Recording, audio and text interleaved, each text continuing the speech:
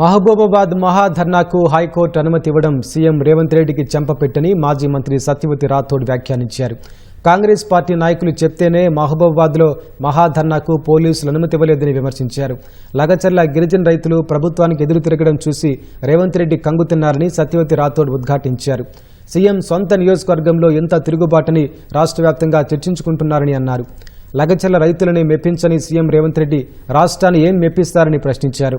ఇకనైనా రేవంత్ రెడ్డి కళ్లు తెరిచి లగచర్లలో ఫార్మా విలేజ్ రద్దు చేసుకోవాలని డిమాండ్ చేశారు.